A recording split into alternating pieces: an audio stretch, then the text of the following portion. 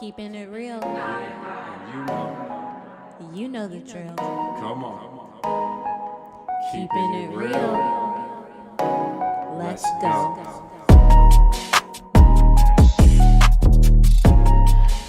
Let's get ready to Rumble! Back again. We missed you guys last week. It's been a long time, you know? Kind of, not really. It wasn't last week, it was 2 weeks ago. Was it 2 weeks? Okay. 2 weeks Well, ago. we hope that you guys are doing well.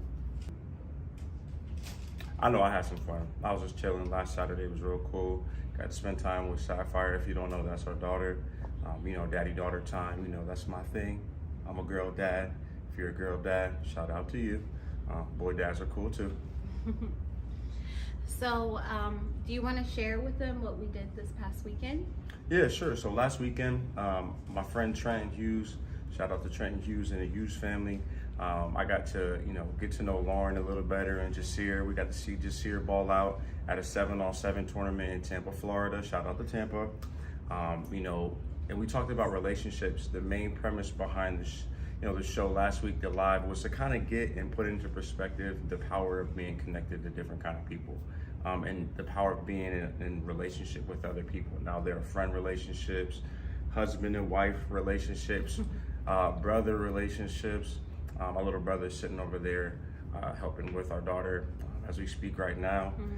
And all of these relationships matter. Relationships with people in church and out in the world, whatever. But the power of them is really substantial because of my connection with Trenton Hughes, who I played college football with at the University of Maryland. Go Dirty Terps. I'm throwing a lot of plugs in here right now. Maryland, University of Maryland, alumni. All these are going to be hashtags later. Just kidding. But yeah, so we met at school and we were friends there. We built a relationship, playing football together. When you blood, sweat, and tears with somebody, you kind of build a camaraderie that you can't get anywhere else. Brotherhood. Just kidding. So we built that friendship. And it was strong, and after college, we still text some, how you doing? Happy birthday, Merry Christmas, things like that. But God recently connected us in a supernatural way. Him and his family are doing something really cool. I'll let him tell you about that. But this past weekend, or 2 weekends ago, he invited us to this 7-on-7 tournament. Now, this was a tournament that was run by the NFLPA.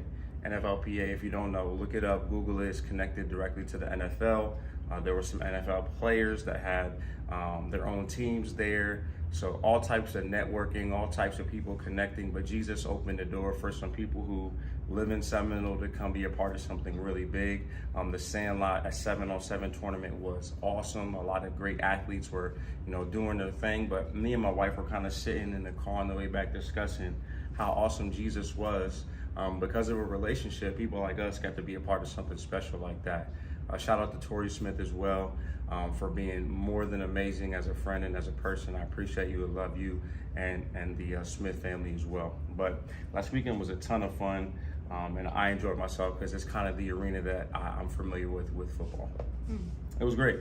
That's good. It was a lot of fun. And my wife was doing great. She doesn't really love football, but she was bearing with me and had fun when we were out there smiling, or at least she put on a smile face. I don't know anything about football.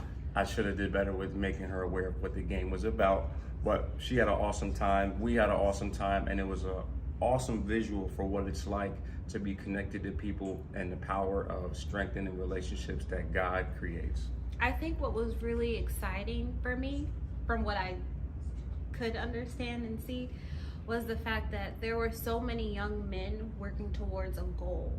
And you could see that all of their family members, friends were out there supporting them on reaching their goal. And you could see that they were hungry, that they had a drive, and that they could see where they are now and where they want to be.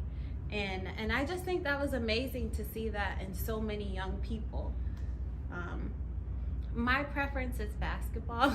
That's what I played. Anyway, so we're going to get on to better things. Now, we did want to continue kind of talking about relationships because, we think that that's important. Yes. And our relationship is something that happened that was really cool as well. We wanted to dive into that. Just in case you didn't know, we've only been married for a year and some change. October, I'm gonna get a mug with the dates on it, the specific dates, so I will never forget. No, he's pretty good about not forgetting. Keep it 100. Thank you, baby. I appreciate that. So, how we got married was really cool, and our dating process was really cool. But I'll let you tell your end of it because, you know, people don't really necessarily want to hear it just from me. You sure? I'm sure. Okay. Where should we start? Should we just start about like? Probably from the beginning when you used to hate me. Oh my gosh, I didn't hate you. She disliked me a lot. It's a strong dislike. Well, Close to loathe. I'm just kidding. it wasn't close to I'm loathe. just It kidding. wasn't. Sydney, Strong dislike. Sydney, was it close to loathe? Strong dislike. Pretty close. Pretty close. 100. So you know I keep it 100, and I'm being kind. Boom. I'm kidding. Makaya's over here going. 100. Okay, so maybe I strongly disliked him, but God helped me, and that's all that matters because I love him now, That's what matters. and he's my best friend. Aw. You're my best friend. Thank you. So yes, when Ben first came, That was well, like 5 years ago. yeah, well, we met at church. Yes, I forgot to mention that. If you're trying to find the lady or woman of your dreams, go after Jesus, find a local assembly, serve there, and go as hard for Jesus as you can. Yeah. That's the only way you're gonna find the mate that he says is for you. If you're trying to force it, if you're trying to make it happen on your own, if you want to look for your husband right away or your wife right away, it's just not gonna work like that. It's not. You got to get comfortable with being single first. You really did. I was looking for my wife. She was looking for her husband, just to Well, clarify. to clarify, I wasn't looking. Okay, you know what I'm trying to say. Anyway, boop. So I that wasn't looking. rewind. We're gonna rewind like 5 years ago. How did it happen? When's the first time that you saw me? I remember seeing him outside in front of the church doors, and he was walking past me going to the youth hall, and he acted like he had seen a ghost, and so I was like, hello, and he was like, hi, but he kept his head down. Humble people, you know what I'm talking about. Okay. Okay, well, he kept his head down and he just kept walking, like, to quickly go into the Sunday school with the kids, because he was a Sunday school teacher, Boom, and so was I, but boom. we never served on the same day, so we always missed each other. That's not the truth. We did serve one time on the same day. I Oh. remember that. That's how Wow, you know I love her. cool. I don't remember that. Yeah, being kind. You were being kind. Yeah, that day I was being kind. I asked you if you needed help with the students because they were getting kind of loud and crazy. Oh, yeah. Boom. Actually, You see, I remember the day. I remember Ooh. you said something, and I was like, I forgot what you said. Somebody needs a mug Not a mug. with the quotes on it. Anyway, so you know, Oh man, this is a good topic. this is great. You just starting to see all of it unfold right here. Okay, It's like a movie. so what happened after this? So it took him 6 months even to just say hello to me. Respect.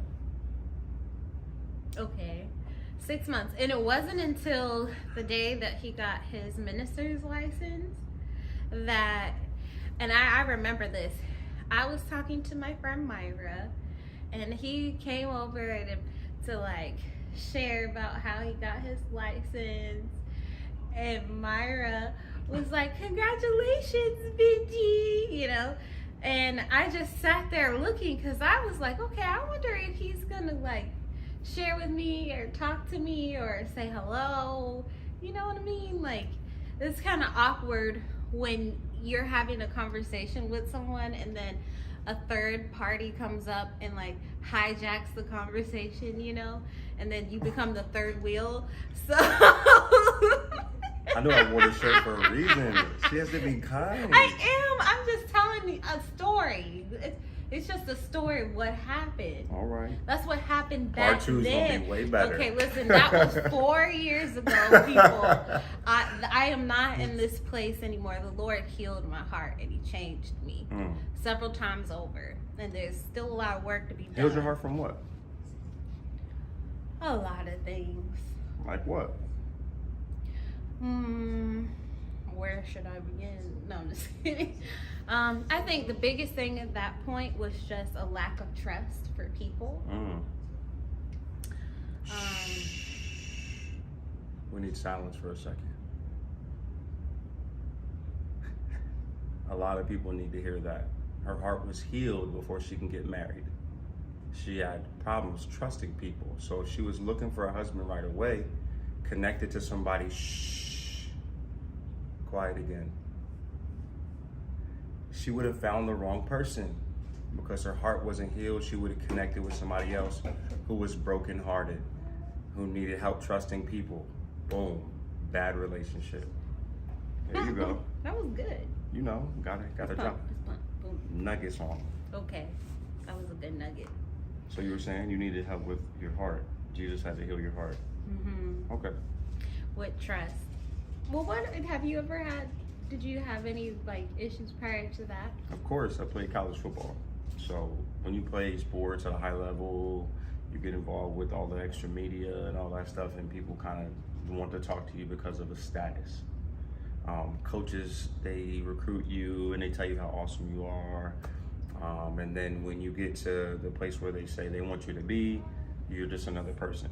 So you begin to kind of look at situations from a jaded vantage point. Right. Everybody wants something from somebody. Right. And that's not the right way to look at it. Right. Because there are, as quiet as it's kept, there are some genuine people out there that are still living and thriving. So we're gonna get back to the. Oh, sorry, we got off track. I'm gonna get back to. We the story. did. Sorry, y'all. So you were saying I was hyped to share my ministerial license with some people, and what happened? Yeah, so he was so excited to share it, and I had become the third wheel in the conversation, and I could tell. And Myra, she's so sweet because she could tell too that I had become the third wheel, and so she's trying to manage both you and I in this conversation without either one of us becoming offended. And it was just really, now I think it was cute. Back then it was like, see God, I would go home. I would go home and I would just talk cash money and junk about you to Jesus. Whoa. It was so bad. I really needed the Lord to help me. See, while she was tight behind the scenes, I'll tell you next week what I was doing behind the scenes. Fast forward a little further. So when did you realize that I was somebody that you kind of liked instead of disliked?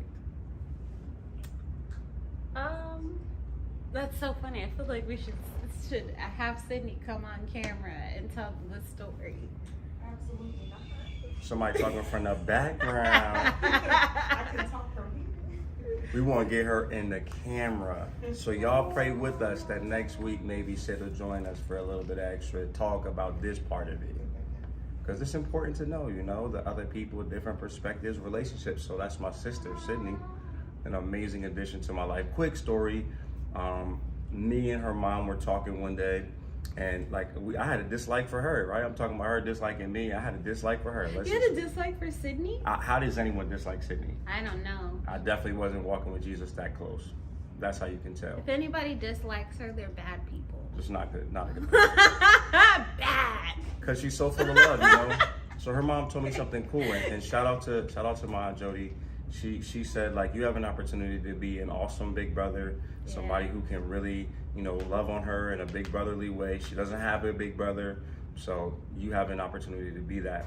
You could be that, or you could be this. You could be with this, or you could be with that. Just kidding. So I was like, you know what? Jesus convicted my heart. So I was like, I want to begin to love on Sydney and embrace her, and that was one of the best decisions I ever made. I love know, her. because now she's your sister. I love you too. She's your sister Aw. cousin. Oh. Besties. Anyway. She comes through for us all the time. Okay. where did we go? We got off track again. You just was kind of telling people when you started to kind of like me a little bit. Oh, yes. Because I wanted to get out of the bad part. Yes, yes. Because I really did. I had some issues. I did. We all do. It wasn't him. It was me. That's 100. So yes, that is one. It took 5 years to admit it, but here it is. So yes, so I went home that day and I was on full blown rant mode. I don't know if you guys have ever had these type of prayers, but it's like an angry prayer. Oh, yeah, I do have them all the time. Where you're like frustrated and you're telling God how frustrated you are and you're telling God, I'm not doing this, I'm not doing that anymore. I'm never going to do this ever again. Never gonna do this again, Lord. It was horrendous. And God, he's so patient, so merciful, so kind. He is, there's nobody like him. PSA, you can be honest and transparent with God. Sorry. Please You don't. can be honest and transparent with him more than anybody else. That's how he moves closer to you. Yeah. And he especially loves that when you go to him in those heightened moments of frustration, anger, even rage, when you choose to go to him before you go to anybody else or before you tell somebody off, tell them what you think or where they should go. I don't know where I could go. Go to church. You can go to church. You can shut your mouth and go to church. Whatever, like when you choose to go to him before choosing to do the adverse, he just genuinely becomes your best friend just by simply being there. I'm telling you, give it a try. You will literally feel him and he just fills the room and you will suddenly feel a level of serendipity. Preach. Just kidding. So I heard you said that one time you told me that you asked God to go on dates. Is that true? It's true, yeah. How did that work out? How did you start doing that? It was for moments like that. So in that moment of frustration, I just started talking to God about how I felt, and I could feel him near because I just felt this level of peace that I can't even begin to explain. It really is peace that surpasses all understanding. It truly is. And I felt him near, and I felt him speaking to my spirit, into my heart. And he was basically telling me to be kind. Be kind to you. That's the legit thing he said on his shirt. Be kind. She likes touching me. On the show, it's a cool thing, tangible things. Literally, God told me to be kind, and I said, okay, God, well, I'll be nice. And he told me being nice and being kind are two different things. Wow. So what would you say is the difference between being kind and being nice? I don't know. I just remember being kind is choosing to really, you're basically choosing to give more of yourself into that, into how you're treating a person. So you could be dealing with a person that's, rude, or maybe they have a bad attitude, and you could choose to be cordial with them. Cordial is basically doing the basic, like, status quo of meeting some hello, nice to meet you, have a good day. It's like the first layer. But being kind is like when your enemy is giving you the hardest time ever, you choose to help them, even when you may feel like they don't deserve the help that you're extending to them. That's kindness. Our God is kind. He cares for us. No matter how disobedient we may have been, he cares for us. You on fire tonight. He extends his kindness. All right. So his kindness being extended to you made you want to extend kindness to me. Exactly. That's really cool. That's really cool. And then I started doing it, and that's when later on God told me that you admired me. So I didn't have to say it to you. No, God told me. Now the cool thing to recognize is our relationship is built on another relationship. So Jesus really was the foundation of our relationship. She would talk to God, I would talk to God. God would talk to her, God would talk to me. So when he told you that I admired you, how did you respond? I was like, what? Did I hear God correct? Like, that was what I said. I was like, what? Could not believe it. This is that I knew that he liked me, and I knew because God told me. So we're sitting in the same church. I'm not talking to her really. Hi, goodbye. I may open the door. That's about it. Because I was 100% focused on Jesus.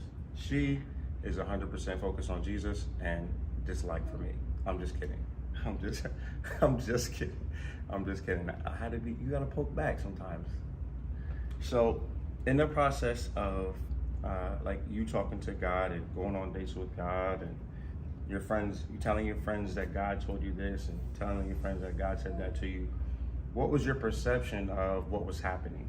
Could you see what was unfolding? Did you care what was unfolding? Did you ask God what was happening? What was kind of that thought process like for you? I didn't, like, I knew what God was showing me, like, in,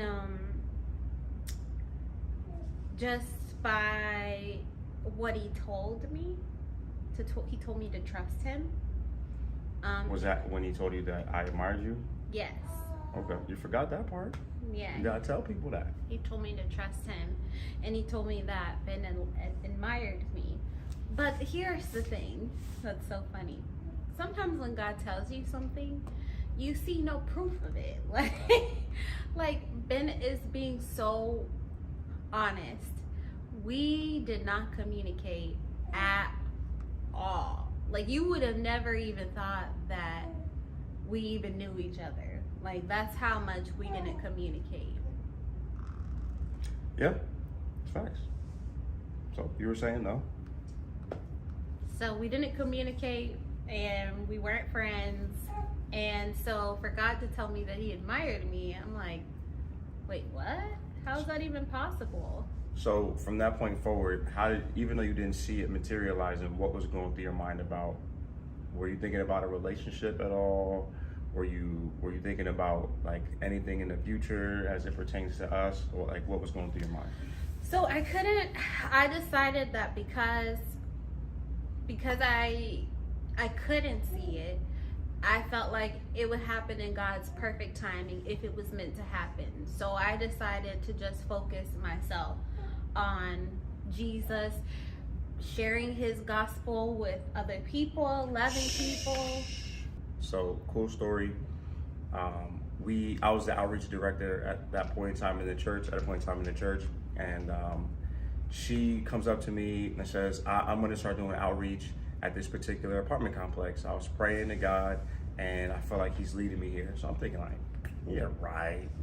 God ain't talking to you about no apartment That's why complex. I didn't like you. I I'm said, just kidding. yeah, right, in my mind. You got to, honestly, you know, like, there's nothing against her. It's just where I was in my maturity level, right? I'm thinking like, man, yeah, right. Because I'm going off of what I, keep it 100, I was going off of what I could see, right? But I would never say that to her. So I was like, yeah, of course, let's go. We go to the apartment complex. My pastor believed in me though. He really did though. Because we ended up going to that apartment complex, and I'm telling you, there was vans full of people that would come to church from that one particular place. We met at least 50 people that all knew who Chanel was. We're still connected to a lot of them. She is powerfully and wonderfully used by God in reaching people. It is amazing to watch. I'm blessed as her husband to be able to see stuff like that. So, Thank you. I think this is a good place to kind of say to be continued, right? Because like the next portion of us is kind of like how we started to connect. But I want to tell you my backstory a little bit to kind of rub off some of the rough edges of the dislike. Yes. So this part one? Part one. Was just sharing my perspective, right? Whose perspective was it? It wasn't mine. Okay. And part two, which we next We week. gonna hear from your boy. Yes. Which Your was boy. his perspective. But until we get there, please like, share, comment, Let us know what you think. If it's some hater stuff, we're gonna delete that anyway. So Block. so don't go up on here hating. You heard? But nah, like, share, comment, subscribe to our channel. We have a YouTube channel too. We'll leave that link on there so you can see. But yeah, man, it's gonna be real cool. Relationships, they're important. And one last thing, you want to make sure you honor people. No matter what walk of life they come from, no matter what their status is at a particular point, because I came from a rough place. She came from a rough place, and we're no longer looking like, resembling what we came from. Yes. So you always want to honor people because you never know what relationship you could be cutting off that God could use to bless your life. So true. I honor you. Let's Oh, go. you too. I love this woman right here. I love you guys. God bless you.